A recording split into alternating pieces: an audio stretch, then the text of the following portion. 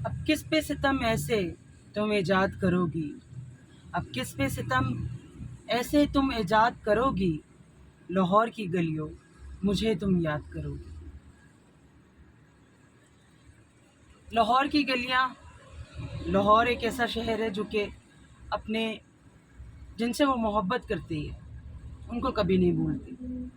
लेकिन ये जितनी भी मॉडर्नाइज हो जाएं, जितनी भी जदीद तरीके से इनको ढाल लिया जाए, लेकिन ये लाहौर की गलियां, ये लाहौर की सड़कें और ये लाहौर गवाह है हबीब जालिब की मेहनत का, हबीब जालिब की मोहब्बत का, हबीब जालिब की जिदोजहद का, जो उन्होंने अपने जैसे, अपने तबके के, अपने जैसे लोगों के लिए की।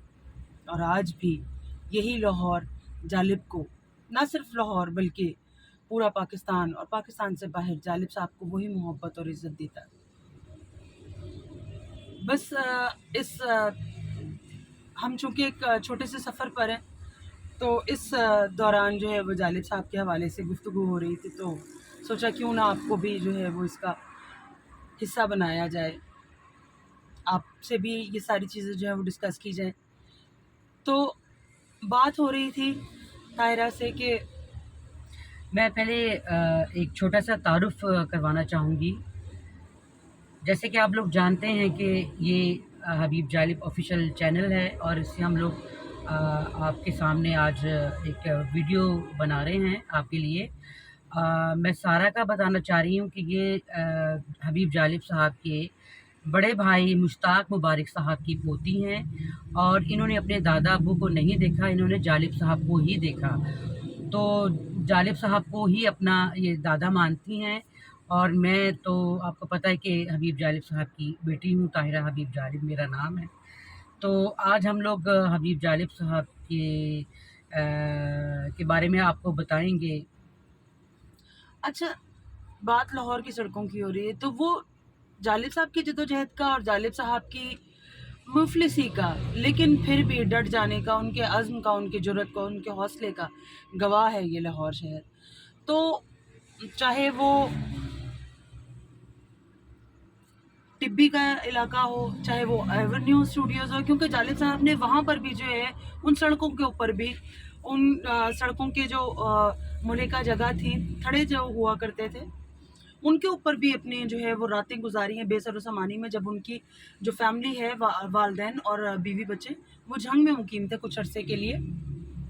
तो मैं ये पूछना चाह रही हूँ कि जब पार्टीशन हुई, कराची से जब लाहौर आ गए, तो पहला इलाका जो जालिब साहब ने अपनी फैमिली के साथ जहाँ पर रहे वो संत नगर का था, संत नगर था लाहौर, मुकीत मंजिल में। मुकीत मंजिल। हाँ जी, वो एक बिल्डिंग थी जिसमें 5 घर आबाद थे, रहते थे किराए पे।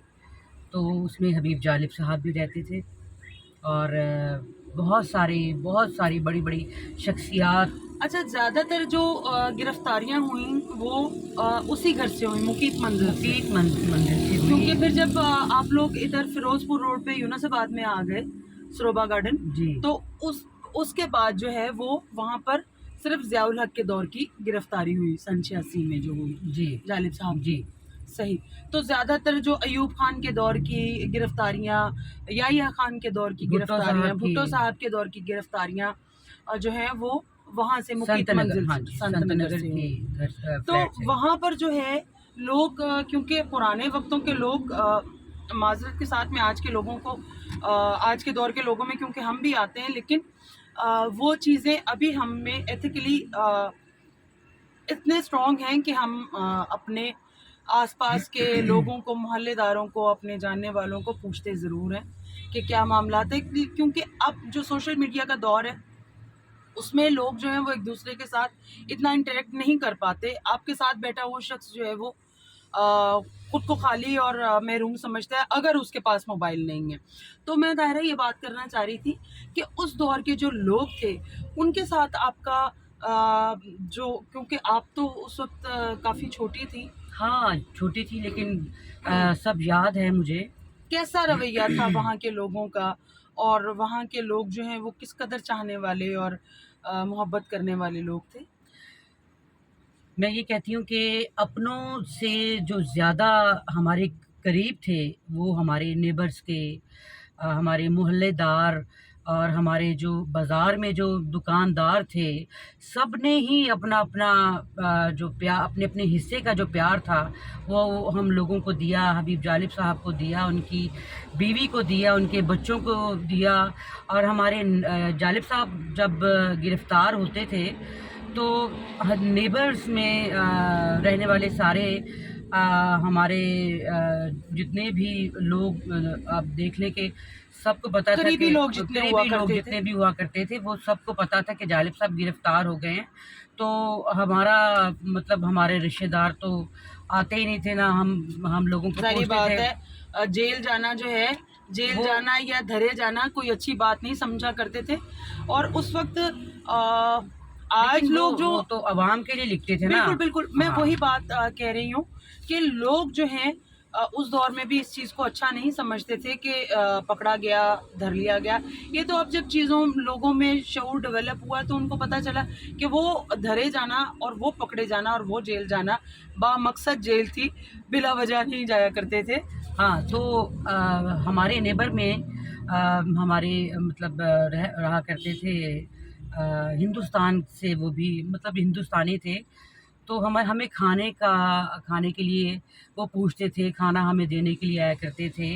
और मैंने सुना है कि वो आप लोगों के ईद के कपड़े भी वही डिज़ाइन किया ईद के करते थे। कपड़े भी बिल्कुल, ईद के कपड़े भी वो बल्कि वो लोगों के कपड़े सीते थे, सिलाई करते थे। और हमारे लिए हम बहुत छोटे-छोटे से थे तो हम लोगों के शॉपिंग हम लोगों के लिए करते थे और हमारे कपड़े सीते थे। अच्छा, तो चलें, ये तो उनके बारे में बात होगी कि खाना और हर तरह से मॉरल सपोर्ट और जितनी भी अपनी हैसियत में रहते हुए जितनी भी सपोर्ट थी वो आपको करते थे। तो उसके बाद जब जालिब साहब आया करते थे तो जितने भी मकरूज़ होते थे तो वो उन सबका कर्ज अदा कर बिल्कुल, दिया मैं करते वही थे आपको फिल्मों के गीत लिखकर। सही। तो जो जालिब साहब का इधर यूनुसाबाद में आना है वो कैसे मतलब मुमकिन हो पाया कि जालिब साहब ने क्या इतना कमा लिया था, इतना जोड़ लिया था कि वो फिर अपना मकान खरीद लिया? जालिब साहब अगर इतना जोड़ते या इतना कमाते तो हमारा एक बहुत अच्छा घर होता और बहुत अच्छे तरीके से हम लोग रहते। बिल्कुल, ये सब लोग ये जालिब जानते साहब, हैं, हाँ जी। ये सब लोग ये जानते हैं कि जालिब साहब चूँकि सरकार के मतूब थे, उनके सरकार के बागी थे, इसलिए जालिब साहब को जो है वो कोई प्रॉपर जॉब जो है वो ज़रिया मुआश को अपना नहीं सके। अ, उनका ज़रिया मुआश जो एक था वो फ़िल्मों से वाबस्ता था, उनके गीत लिखा करते थे। लेकिन जब फ़िल्मों में भी उनसे कुछ इस तरह की डिमांड्स होना शुरू हो गई कि आप अपनी शायरी को कुछ दूसरे तरीके से लेकर आइए, जो कि हमारी फ़िल्मों का ट्रेंड आहिस्ता-आहिस्ता होना शुरू हो गया, तो जालिब साहब उन चीज़ों से आहिस्ता-आहिस्ता थोड़ा दूर हो गए। इसके अलावा जालिब साहब स्टेट लाइफ़ इंश्योरेंस कंपनी से जो है वो मुंसलिक थे। अच्छा ताहिरा, तो ये जो आपका सरोबा वाला घर था, ये इसकी कहानी कैसे मतलब इसकी कहानी शॉर्ट मैं आपको बताऊंगी और बहुत आसान अल्फाज में बताना चाहूँगी कि जालिब साहब के जो साथी, जो दोस्त, जो वाकई ही जालिब साहब से प्यार करते थे, उन्होंने सोचा कि हबीब जालिब साहब ने, किश्वर नाही साहिबा वो जालिब साहब की बहन थी, दोस्त थी। तो उन्होंने मतलब वो आपस में इतना ज़्यादा फ्री थे, बहुत ज़्यादा आपस में मतलब खुल के बात किया करते थे कि बिल्कुल माइंडसेट हाँ। था। तो और उन्होंने ये अंडरस्टैंडिंग। सोचा कि जालिब अपनी बच्चियों, 5 बच्चियाँ और अपना बीवी भी जवान, और जब वो जेल में पकड़े जाते हैं तो पीछे उनकी बीवी बच्चों के लिए घर का किराया देने के लिए उनके पास पैसे नहीं होते। तो हम लोग सारे आते हैं उनके पास, जितने भी साथी हैं उनके, तो उनको कोई किराया देने के लिए आता है, कोई उनके खाने के लिए पैसे देने के लिए आ जाता है। तो ये है कि उन्होंने एक मुशायरा अरेंज किया और जिसमें किश्वर नही साहिबा, एतदाद एहसन साहब, जालिब साहब के सारे दोस्त, आसमा जहांगीर साहिबा, उन लोगों ने मिलके एक प्लानिंग की कि हम लोग एक मुशायरा करते हैं और जिसमें जिसका सरगना जो है वो किश्वर नाही साहिबा। किश्वर नाही साहिबा, उनका उनका अल्लाह भला करे, अल्लाह पाक उनको खुश रखे कि उन्होंने हमारे लिए एक मकान का इंतज़ाम किया। वो कैसे किया? जालिब साहब की ही कमाई से। जालिब साहब का एक मुशायरा अरेंज किया और जालिब साहब को बताए बगैर ही वो गालिबन जालिब साहब की 50वीं सालगिरह के मौके पर मुशायरा arrange जी किया जी जी जी जी तो वो मुशायरा अरेंज किया और अपने दोस्तों के साथ बैठ के ये प्लानिंग की कि हम मुशायरे के ऊपर एक टिकट लगाते हैं जिसमें जालिब साहब को हम लोग बाद में सरप्राइज़ देंगे। तो जालिब साहब को बताए बगैर वो एक मुशायरा हुआ। जालिब साहब के मुशायरा ख़त्म होने के बाद जब पैसे जमा हुए, इकट्ठे हुए, 1 लाख से ज़्यादा कुछ पैसे थे, तो फिर वो जालिब साहब को बताया सब दोस्तों ने मिल के। तो जालिब साहब इस पे वो बहुत गुस्से हुए, भाई कही आपने मुझे ये क्यों नहीं बताया, मेरे मुझ पे मुशायरे टिकट लगा दी। मुझ पे टिकट लगा दी आप लोगों ने। तो किश्वर फुप्पो ने कहा, एतजाल हसन साहब ने कहा कि जालिब साहब बच्चियां जवान होती हैं, आप पकड़े जाते हैं पीछे, उनके पास खाने के लिए कुछ नहीं होता, उनके पास घर का किराया देने के लिए तो वो पैसे नहीं फिर होते। उस सारी चीजों से तो जो वो है इकट्ठा करके उस मुशायरे से पैसे इकट्ठे हुए। तो उस जो पैसे इकट्ठे हुए वो मकान सरोबा गार्डन खरीद के दिया। और जालिब साहब ने ये कहा कि मेरे नाम पे कोई ऐसी चीज़ नहीं होनी चाहिए, ना कोई जायदाद होनी चाहिए, ना कोई मकान होना चाहिए, बिल्कुल, कोई ना वो ज़मीन दरवेश होनी चाहिए। वो इसलिए कि अगर मुझे पकड़ते हैं तो मुझे इस तरह से ब्लैकमेल करेंगे, जब्त कर लेंगे। तो मेरी बीवी के नाम पे सरोबा गार्डन वाला मकान होना चाहिए। तो वो सब दोस्तों ने कहा कि ठीक है जालिब साहब, जैसे आप चाहेंगे हम वैसे ही करेंगे। तो वो सब दोस्तों ने मिलके जालिब साहब के लिए वो मकान बेगम हबीब जालिब के नाम पे खरीद के दिया।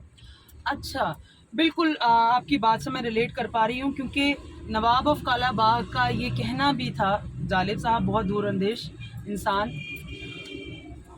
नवाब ऑफ कालाबाग का ये कहना था कि हबीब जालिब का क्या करें, उसके पास सिर्फ एक कलम है जिससे वो लिखता है और उसको जब्त नहीं किया जा सकता। उसकी शायरी इतनी आसान है कि वो किसी को भी सुनाता है तो उसको वो याद हो जाती है।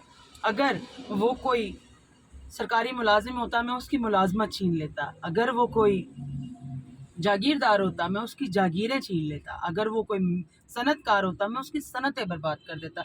लेकिन क्या कीजिए कि वो है तो सिर्फ एक मुफलिस शायर, जिसने अपनी शायरी से लोगों को जगाने का, लोगों को मुतहर्रिक करने का बीड़ा उठाया हुआ था।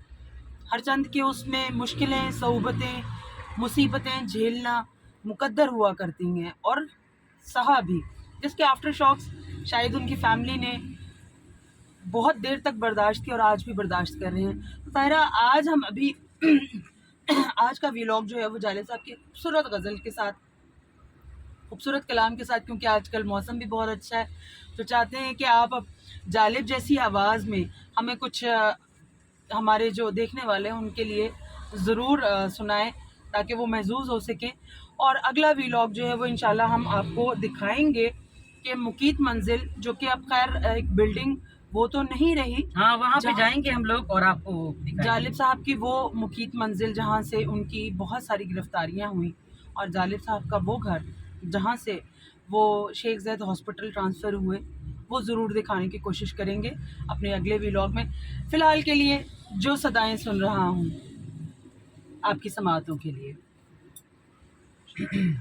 जो सदाएं सुन रहा हूँ, मुझे बस इन्हीं का गम है।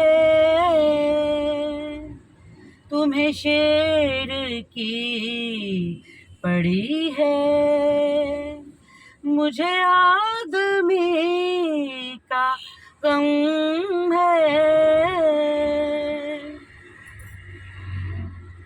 रुख मुफलिसा पे जालिब है अज़ल से जिस के पहरे,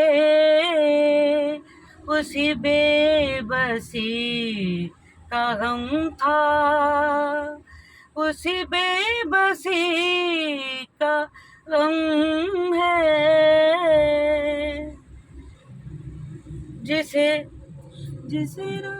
जिसे रात कह चुका हूँ, उसे सुबह कैसे कह दूँ। यहाँ पासे लफ्ज किसको, ये फकत मुझे का गम है जो सदाएं सुन रहा हूँ, मुझे बस उन्हीं का गम है। बहुत शुक्रिया जी। बहुत शुक्रिया, और उम्मीद करते हैं कि ये व्लॉग आपको अच्छा लगेगा और आपकी मालूमात में जालिब साहब के हवाले से हम अपनी तरफ से कोशिश करते हैं कि इजाफ़ा करें। जालिब साहब की वो छोटी छोटी चीज़ें जो कि आप लोगों से शायद छुपी हुई हैं या हमारी बातों में आप उनको कशीद कर सकें, तो ये हमारी कोशिश है। और कितनी कामयाब होती है और कितनी नाकाम है, आपकी राय का हमें इंतज़ार रहता है। सो प्लीज़ अपनी राय से ज़रूर हमें आगाह किया कीजिए, और अगर आपको ये व्लॉग पसंद आए तो इसे लाइक कीजिएगा, शेयर भी कीजिएगा, और अपनी राय से जो है वो हमें आगाह करते रहिए। बहुत शुक्रिया। और लाहौर का मौसम सिर्फ चंद दिनों के लिए ऐसा मज़ीद रहने वाला है। इस मौसम को बहुत एंजॉय करें, लेकिन बहुत मोहतात तरीके से अपना और अपने साथ रहने वालों के बहुत ज़्यादा ख्याल रखिए। बहुत शुक्रिया। बहुत शुक्रिया।